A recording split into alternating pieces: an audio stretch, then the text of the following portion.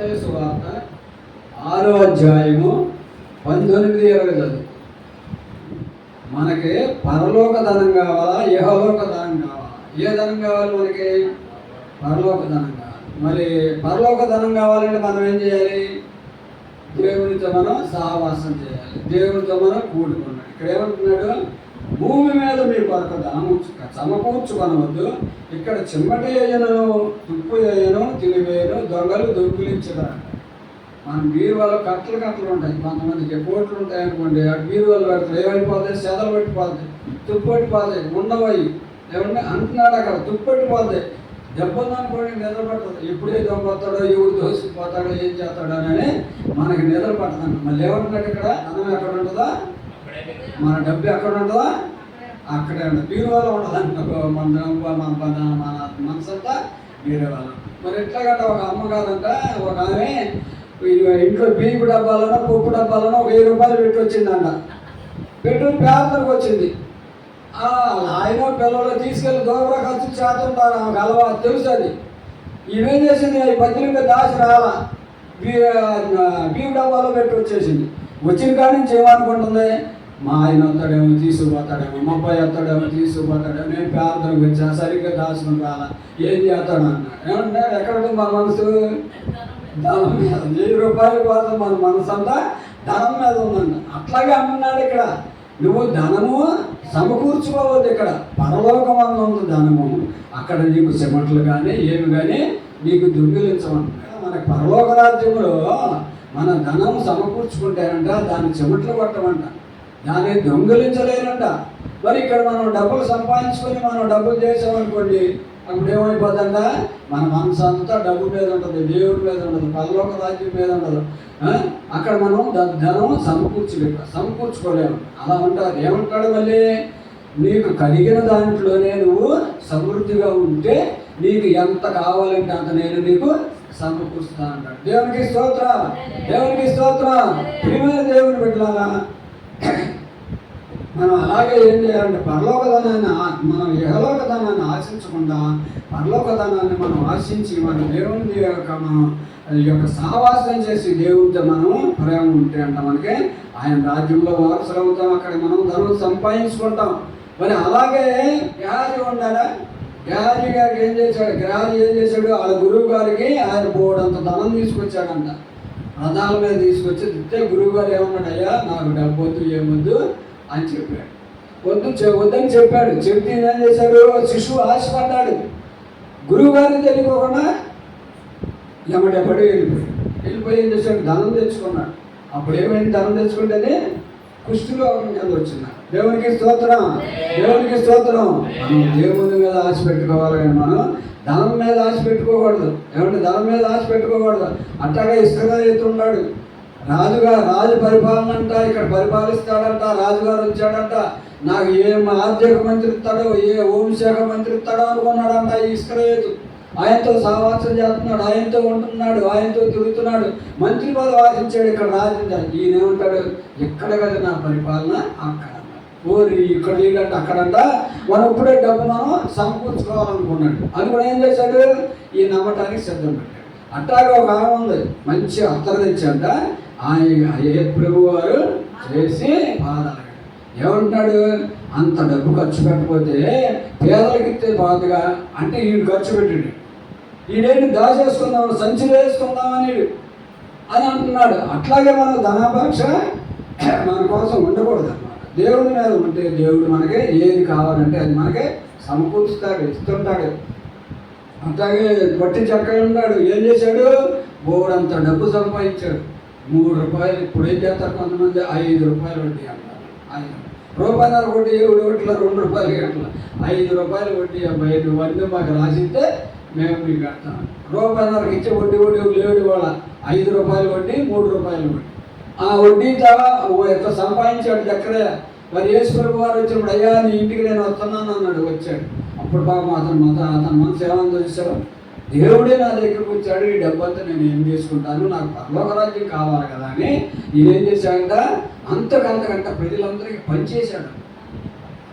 దేవుడి యొక్క రాజ్యంలో సంపాదించాలని, అక్కడ ధనం కూర్చుకోవాలని ఇక్కడ ధనాన్ని అంతా పనిచేశాడు, సమకూర్చి ఇచ్చేసేసాడు అన్నమాట. దేవునికి స్తోత్రం, దేవునికి స్తోత్రం. ఏమైనా దేవుని పెట్టాలా? అలాగే మనం ఏం చేయాలంట, దేవుని మీద మన ఆధారపడి దేవుని దగ్గరికి వచ్చి మనకు కావాల్సిన సమకూర్చమని దేవుడి దగ్గర ప్రార్థన చేస్తూ ఆయన సన్నిధిలో మనకు ఉంటే మనకే దేవుడు అక్కడికి మనకే బోడంత ధనం ఉంటుందంట.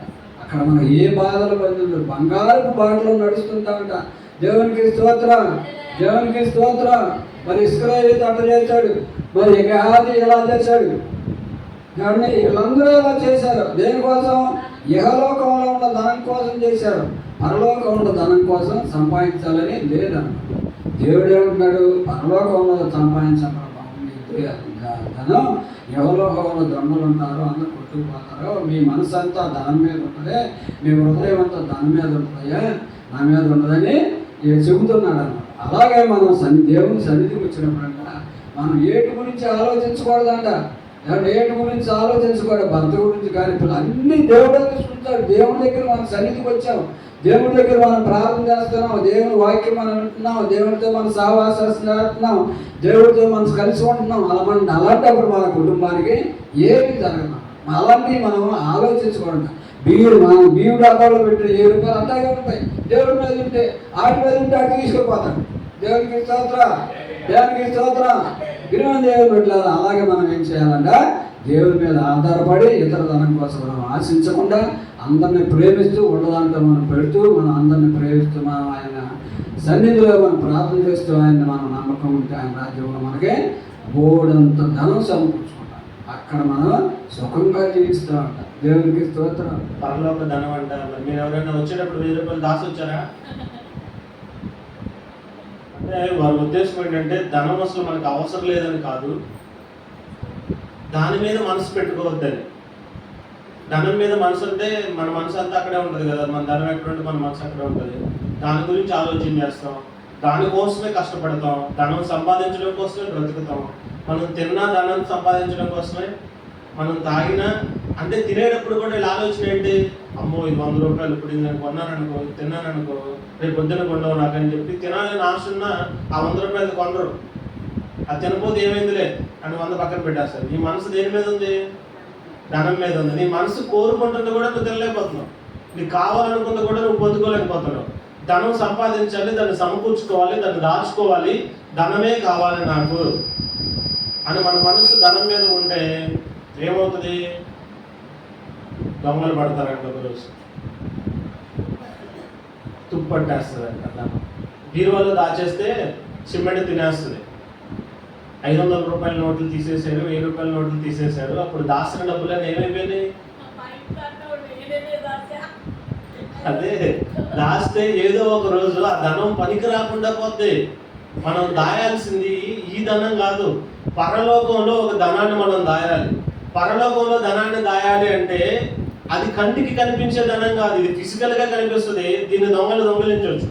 కానీ పరలోకంలో ధనాన్ని దాస్తే ఆ ధనం అనేది కన్నులకు కనిపించదు, ఎవరు దొంగిలించలేదు. ఎవరు సంపాదించుకున్న దాన్ని వాళ్ళే ఖర్చు చేసుకుంటారు పరలోకం వెళ్ళినప్పుడు. ఇక్కడ నువ్వు సంపాదించిన దాన్ని దొంగిలించి వేరేవాడు ఖర్చు చేయొచ్చు, భూలోకంలో ఉన్న ధనాన్ని. అయితే పరలోకంలో ధనాన్ని సమకూర్చుకుంటే ఆ ధనాన్ని నీవు మాత్రమే ఉపయోగించుకోగలవు. పరమంతున్న దేవుడు నీ అకౌంట్లోనే దాన్ని డిపాజిట్ చేస్తాడు. ఆ ధనాన్ని ఎలా సమకూర్చుకోవాలి? మనం ఇక్కడ ధనాన్ని సమకూర్చుకోవాలంటే పొలానికి వెళ్ళాలి, ఉద్యోగం చేయాలి, వ్యాపారం చేయాలి, లేకపోతే అటు ఇటు చూసి దొంగతనం చేయాలి. ఇక్కడ సంపాదించాలంటే మరి పరలోకంలో ధనాన్ని సమకూర్చుకోవాలంటే మనం ఏం చేయాలి? ఏం చేస్తే పరలోకంలో ధనాన్ని సమకూర్చుకుంటాం? పరమందు ధనం ఎలా సమకూర్చబడుతుంది చెప్పండి? ఏం చేస్తే అక్కడ ధనాన్ని డిపాజిట్ చేసుకోగలుగుతాం?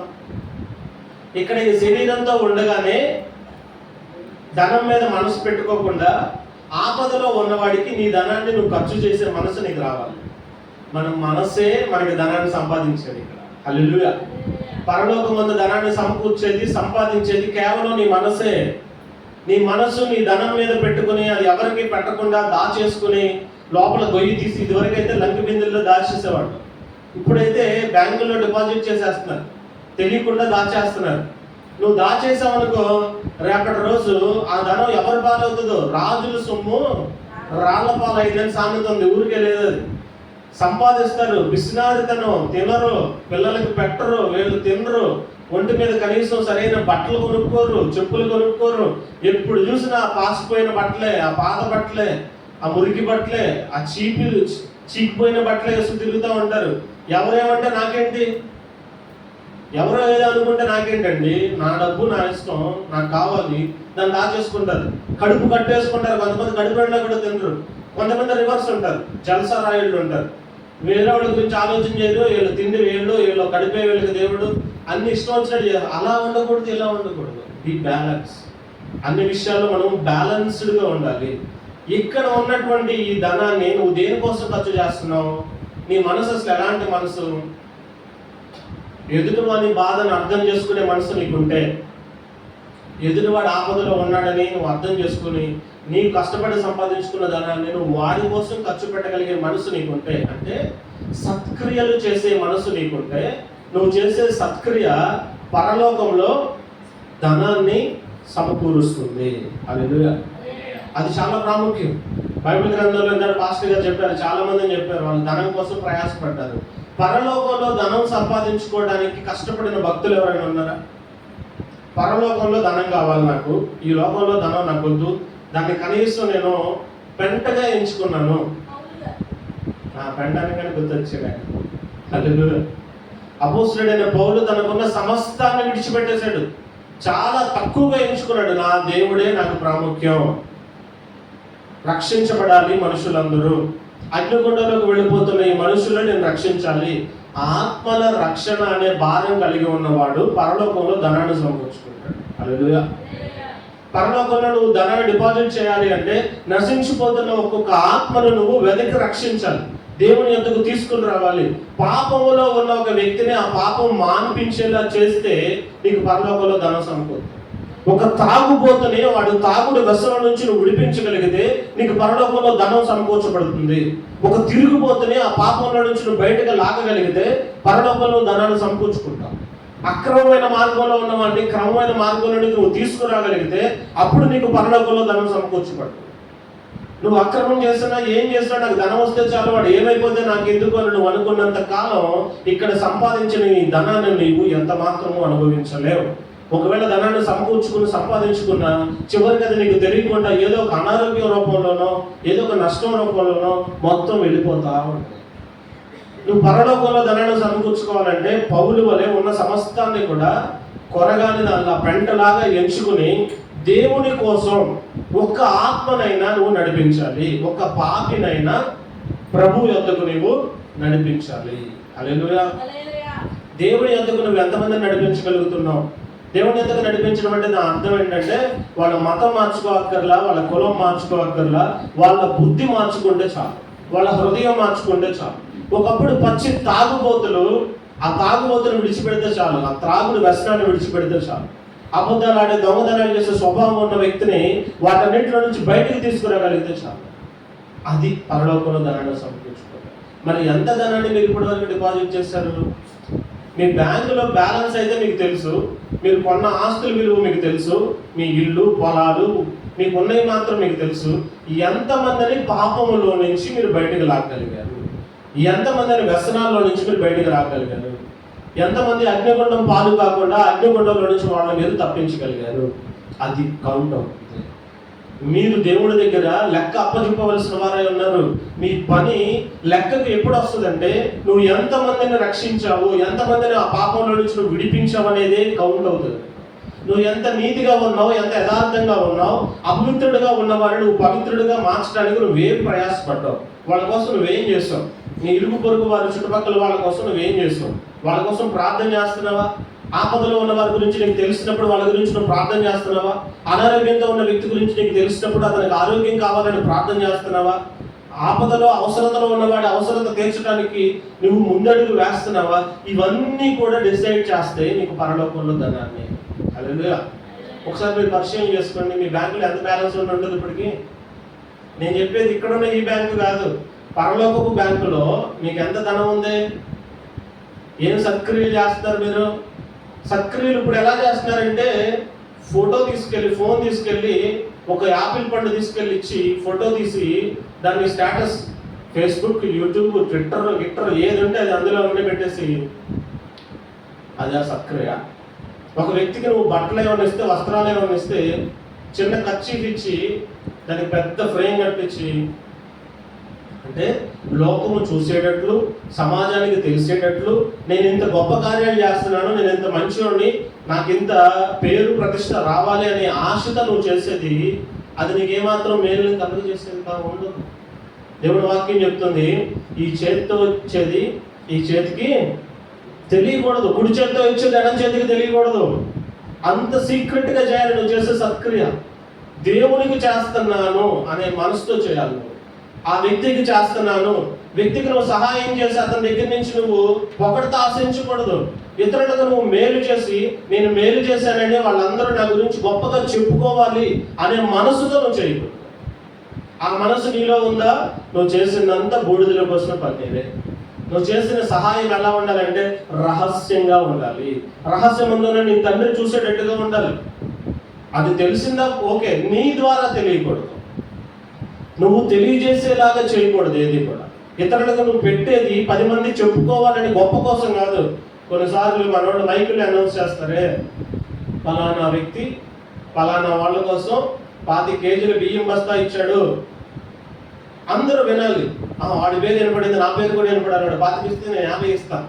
ఈ ఇంటెన్షన్తో వచ్చి ఇచ్చావనుకో అది వేస్ట్. నువ్వు ఖర్చు పెట్టిన ధనం అంతా కూడా వేస్ట్. నువ్వు ఇచ్చేది అసలు ఎవరికి తెలియకూడదు, నువ్వు చేసేది ఎవరికి తెలియకూడదు, నీ దేవుడికి తెలిస్తే చాలు. నీ ద్వారా తెలియకూడదు, ఇతరుల ద్వారా స్ప్రెడ్ అయిందనుకో అది వేరు, దేవునికి మహిమ. నా దేవుడు నాకు ఇచ్చాడు కాబట్టి నేను ఇవ్వగలుగుతున్నా, ఆయన నన్ను స్థితిలో ఉంచాడు కాబట్టి నేను పెట్టగలుగుతున్నా. మనం ఏం చేసినా ప్రభువుని మహిమపరిచే వారిగా ఉండాలి. అలా మహిమపరిస్తేనే పరలోకంలో మనం ధనాన్ని సమకూర్చుకుంటాం. ఇంకా ఏం చేస్తే అక్కడ ధనాన్ని సమకూర్చుకోగలుగుతాం? మీ ఆలోచనలు ఏమన్నా చెప్పండి. పరలోకంలో ధనాన్ని సమకూర్చుకోవాలంటే ఇంకేం చేయాలి?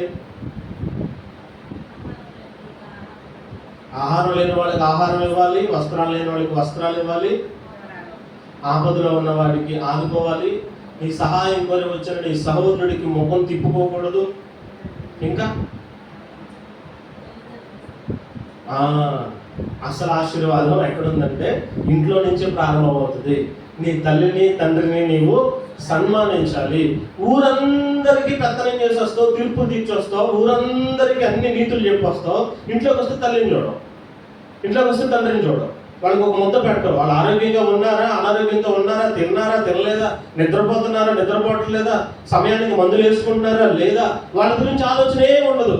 బయటకు వెళ్తే పంచి కట్టుకుంటావు, పైన కండువ వేసుకుంటావు, వెళ్ళి తీర్పులు తీర్చొస్తావు. ఎవరికైనా గొడవలు జరిగితే తల్లిని ఎలా చూసుకోవాలి రా, బుద్ధి లేనోడా, కన్న తల్లి లేకపోతే నువ్వు ఉన్నావా అని అక్కడ తీర్పులు తీర్చొస్తావు. నీ ఇంటికి వస్తే నీ తల్లిని నువ్వు పట్టించుకో. అది సత్క్రియ అవుతుందా? అది పరలోకంలో ధనాన్ని సమకూరుస్తుందా? నీ తల్లిని తండ్రిని నువ్వు సన్మానించాలి, నీ తల్లి మాటలు నువ్వు వినాలి, నీ తండ్రి ఉపదేశాలు నువ్వు వినాలి. తల్లిదండ్రులను నువ్వు ఎప్పుడు కూడా హృదయంలో భద్రపరుచుకోవాలి. వాళ్ళు చెప్పిన మాటలు నీ హృదయంలో ఉండాలి, నీ కంఠానికి అవి మాలికల్లా ఉండాలి. నీవు వారిని ఎప్పుడు ఆదరించేవాడిగా ఉండాలి. నిన్ను చిన్నప్పుడు ఎలా అయితే ఎత్తుకుని ముద్దాడి పెంచారో, నువ్వు అన్ని 1కి 2కి మీద వెళ్ళిపోయినప్పుడు అన్ని క్లీన్ చేశారో, వాళ్ళు వృద్ధులైన తర్వాత వాళ్ళకి తెలియకుండానే అన్ని అయిపోతున్నప్పుడు వాళ్ళు చిన్నపిల్లలు అవుతారు. పెద్దవాళ్ళు అయిపోయిన తర్వాత వాళ్ళు విసుక్కోకూడదు, సనుక్కోకూడదు, వాళ్ళకి నువ్వు పరిచయం చేయాలి. అదే కదా నీకు పరలోకంలో దానం. నీ తల్లిని తండ్రిని వాళ్ళు వృద్ధాప్యంలో ఉన్నప్పుడు వాళ్ళని బాగుగా చూసుకోకుండా వృద్ధాశ్రమంలో పడేసో, వాళ్ళు తిడతా కొడతా. దౌర్భాగ్యం ఏంటంటే ఈరోజు తల్లిదండ్రులు కొట్టే పిల్లలు ఉన్నారు, కొట్టే కోడళ్ళు ఉన్నారు. దౌర్భాగ్యమైన స్థితిలో ఉన్నాం మనం. అలాంటి దౌర్భాగ్య స్థితిలోనికి మనం వెళ్ళకూడదు. తల్లిని తండ్రిని చాలా జాగ్రత్తగా అపురూపంగా చూసుకోవాలి. అదే పరలోకంలో ధనం. నీ తల్లిదండ్రులను సన్మానించకుండా, వాళ్ళని సంతృప్తి పరచకుండా, వాళ్ళని సంతోష పెట్టకుండా నువ్వు ఊర్లో 100 ఎకరాలు దానం చేసినా, దారాదత్తం చేసినా ఏమీ ప్రయోజనం లేదు. నీ ఇంట గెలిచి తర్వాత రచ్చగలు. ఇంట్లో ఉన్నవారిని ప్రేమించి, వాళ్ళకి ప్రేమను చూపించి, నీ తల్లిదండ్రులను చాలా సంతోషపెట్టి, వాళ్ళు సంతోషంగా ఉంటే నీకు ఆయుష్ ఉంది. తెలుసా? దీర్ఘాయుష్ అనేది ఎక్కడుంది? తల్లిదండ్రుల దగ్గరే ఉంది. వాళ్ళు దీవిస్తే నేను మనస్ఫూర్తిగా నీకు దీర్ఘాయుష్ వస్తుంది. అప్పుడు పరలోకంలో ధనాన్ని కూడా నువ్వు సమకూర్చుకోగలుగుతావు. ఇక్కడ నువ్వు ఎంత ధనం, తల్లి తండ్రి ఆస్తి ఉన్నంత వరకు వాళ్ళ దగ్గర నుండి చూసుకుంటారు. వాళ్ళ ఆస్తి ఒక్కసారి మన చేతిలోకి వచ్చిన తర్వాత తల్లి లేదు, తండ్రి లేదు, తోసేస్తున్నారు. ఈ ధనం కోసం ఆశపడి కక్కుర్తిపడి నీ తల్లిదండ్రులను బాధ పెడుతున్నావా? పరలోకంలో ధనాన్ని పోగొట్టుకుంటావు. అసలు పరలోకానికే వెళ్ళవు. పాతాళం నీ కోసం ఎదురు చూస్తుంది. నోరు తెరిచి నీ కోసం రా అని రెడీగా ఉంది అగ్నిగుండం. తల్లిని తండ్రిని దూషించేవాడు లోయ కాకులు వచ్చి గుడ్లు పీకేస్తాయంట. తల్లిదండ్రులు అనరాని మాటలు అంటున్నారండి. ఎంత దౌర్భాగ్యం. మాటలు నేర్పించిందే వాళ్ళు నీకు, నడక నేర్పించిందే వాళ్ళు నీకు. నీ నోటి నుంచి ఎలాంటి బూతు మాటలు మాట్లాడుతున్నావు తల్లిదండ్రుల దగ్గర నువ్వు? తల్లిదండ్రి ఆశీర్వదించబట్టే వాళ్ళ కడుపు కట్టుకుని నువ్వు పెంచబట్టే ఈరోజు ఈ స్థాయిలో ఉన్నావు. నువ్వు పరలోకంలో ధనాన్ని సమకూర్చుకోవాలంటే నీ తల్లిని తండ్రిని నువ్వు సన్మానించాలి. ఇక్కడ తల్లిదండ్రి అంటే కడుపుని పుట్టిన వాళ్ళే కాదు, మన కన్న వాళ్ళే కాదు. Mother in law, father in law అంటే లా అంటే వివాహం తర్వాత వివాహము ద్వారా వాళ్ళ నీకు ఏం చెప్తుంది? Mother in law. అత్త లేదు, mother in law, father in law అంటే లా ప్రకారం వాళ్ళు నీకు తల్లి తండ్రిగా మారారు. అత్త మామ అంటే వాళ్ళ అమ్మ నాన్నతో నీకు సమానం. నీ కన్న తల్లిదండ్రులను ఒకలా చూస్తావు, నీ అత్త మామను ఒకలా చూస్తావు. ఎంతవరకు న్యాయం అది? లోకంలో ఉన్నవారు దేవుని ప్రేమ తెలియని వాళ్ళు అలా ఉన్నారంటే వాళ్ళకి తెలియదు, అలా ఉన్నారు, వాళ్ళని వదిలేయటం. మీరు దేవుని ప్రేమ తెలుసుకున్నారు, దేవుడు అంటే ఏంటో తెలుసు, దేవుని ప్రేమ అంటే ఏంటో తెలుసు, అన్నీ తెలుసు కూడా అత్తను ఒకలాగా అమ్మను ఒకలాగా చూస్తున్నావు. అత్త నీకు కోపాన్ని తెచ్చేదిగా ఉండొచ్చు, లేకపోతే నీకు వ్యతిరేకమైన పనులే చేయొచ్చు, నీ గురించి ఇతరులకు లేనిపోని అని చెప్పొచ్చు. అదే పని మీ అమ్మ చేసింది అనుకో, అమ్మను దూరంగా పెడతావా? అమ్మను అన్నాను మాట్లాంటావా? అత్తను మాత్రం ఒంటి కాళ్ళ మీద లేచి వెళ్ళిపోయి అన్నాను మాటలను అనేస్తావు. నువ్వు ఇలా చేసావు అలా చేసేవాడు. మరి నీ అమ్మ నీ గురించి అలా చేస్తే, అమ్మ చేసింది మాత్రం ఎవరికి చెప్పు, కడుపులో పెట్టేసుకుంటావు. మా అమ్మ ఏదో తెలియక చేసింది, వయసు పెరిగిందిగా, చాదస్తం వచ్చింది, నా తల్లి నన్ను కన్నది, ఆమెకు చాదస్తం అలాగే ఉంటుంది. అది అత్తంది అనుకో, మీ అమ్మ చూసావా నన్ను ఎంత ఆరేస్తుందో, మీ అమ్మ చూసావా నా గురించి ఎవరెవరికి ఏం చెప్తుందో. నీకు అమ్మ కాదా? మీ భర్తకు అమ్మ అయితే నీకు అమ్మ కాదా? మదర్ ఇన్ లా, లా ప్రకారం నీకు తల్లే. అత్తను ఒకలాగా అమ్మను ఒకలాగా చూసే మనసు నీలో ఉంటే నీకు పరలోకం వెళ్ళటం అసాధ్యం. నేను చెప్తున్నా, రాసిపెట్టుకో. మీరు ఎన్ని ప్రార్థనలు చేయండి, ఎన్ని క్రమాలకు రండి, మీ దగ్గర ఉన్న డబ్బంతా తీసుకొచ్చి ఆస్తి అంతా దేవుడికి రాసిచ్చేయండి, కానీ మీరు పరలోకం వెళ్ళరు.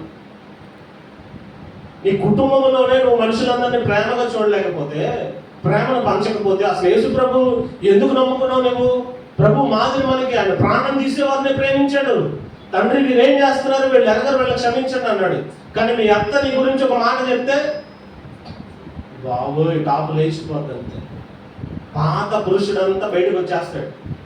నేను ఎప్పుడో మానేసా బూతులు మాట్లాడటం, నాకు కోపం వచ్చిందో నాలో ఉన్నోడు బయటకు వచ్చాడు, మామూలుగా ఉండదు నీకు అంటారు. ఎవరు లేనప్పుడు వాగేస్తారు, వదిలేసినవన్నీ మళ్ళీ తీసుకొస్తారు. కుక్క కక్కిందని మళ్ళీ ఏం చేస్తుంది? తింటుందంట. వదిలేసిన బూతులు మళ్ళా నీ నోట్లో నుంచి వస్తున్నాయా? గుర్తు చేసుకో. కుక్కను ఒకసారి వాంతి తిన్నట్టే నువ్వు కూడా ఒకసారి వాంతి చేసుకుని దాన్ని మళ్ళీ తింటున్నావు అనమాట. దాని అర్థం అది.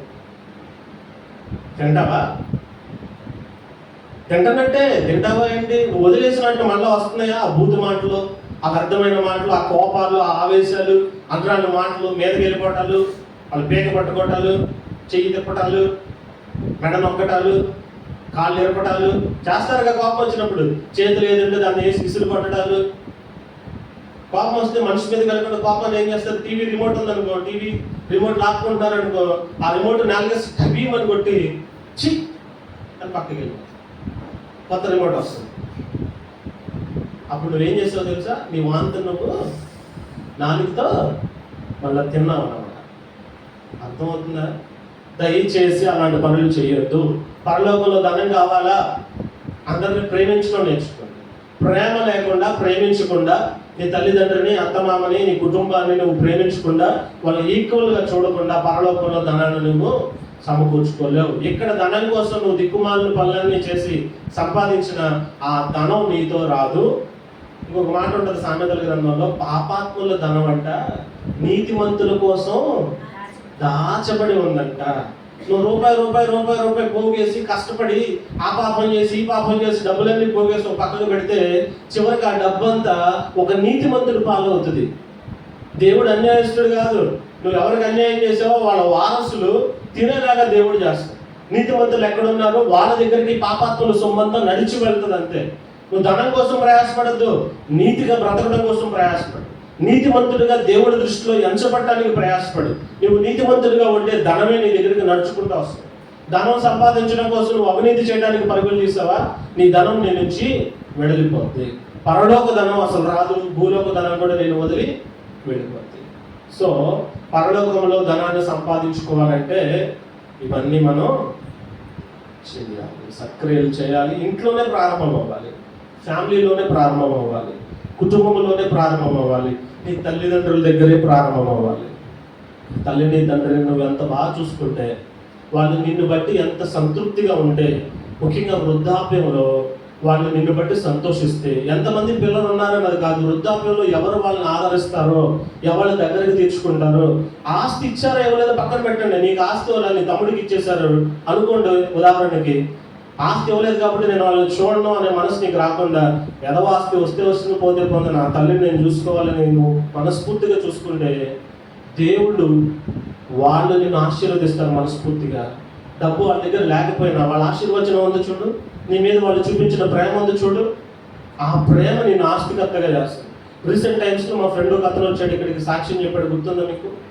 వాళ్ళ అమ్మ వాళ్ళ అమ్మని నాన్నని వాళ్ళ మామయ్య చూసుకోకుండా పట్టించుకోకుండా వదిలేస్తే, ఆస్తి అంతా తీసేసుకుని వదిలేస్తే, వృద్ధాప్యంలో వాళ్ళ అమ్మ ఆమె వాళ్ళ నాన్నని ఎలా చూసుకుందంటే, అన్ని మంచం మీదే, ఒకటికి వెళ్ళా రెండేళ్ళు అన్ని మంచం మీద వెళ్ళిపోతున్నాడు.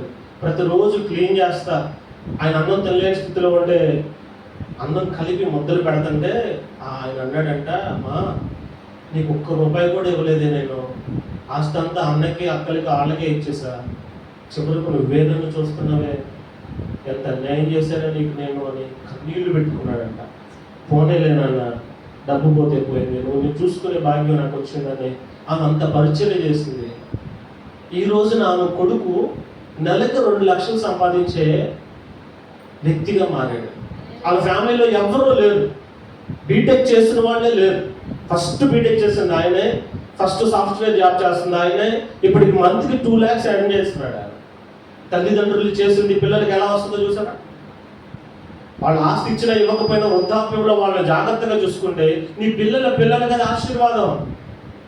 ఎప్పుడైనా గుర్తుపెట్టుకోండి, ఒకవేళ మీ తల్లిదండ్రులు లేరు, మీ అత్త మామ ఉన్నారు, వాళ్ళని వాళ్ళ పిల్లలు పట్టించుకోవట్లేదు, నువ్వు అల్లుడుగా ఉన్నావు లేకపోతే కోడలుగా ఉన్నావు, వాళ్ళని దగ్గర పెట్టుకో, వృద్ధాప్యంలో వాళ్ళని చేసి పెట్టు. వాళ్ళకి ఏం ఇవ్వకపోయినా పర్వాలా, వాళ్ళు ఆ వృద్ధాప్యంలో ఉన్నప్పుడు వాళ్ళు మనస్ఫూర్తిగా నేను ఆశీర్వదిస్తారు చూడు, కన్నీరు కారుస్తారు చూడు నీకోసం, ఆ కన్నీరు నీకు ధనంగా మారుతుంది పరలోకంలో. పరలోకంలో ధనాన్ని సమకూర్చాలంటే ఇలాంటి క్రియలు చేయాలి. ఏదో వాళ్ళ కోసం వీళ్ళ కోసం 4 బ్యాగులు ఇచ్చి 4 స్వెటర్లు ఇచ్చి ఫోటోలు దిగితే అది కాదు పరలోక ధనాన్ని ఇచ్చారు. మనస్ఫూర్తిగా ప్రేమను చూపించేసి ముక్కు మొహం తెలియని వాళ్ళైనా సరే దగ్గర పెట్టుకుని చూసే స్థితి ఉండాలి. వాళ్ళ కోసం నేను ధనాన్ని ఖర్చు పెట్టగలిగే మనసు ఉండాలి. అలాంటి మనసు మనకు ఉంటే పరలోకంలో ధనాన్ని మనం సమకూర్చుకుంటాం.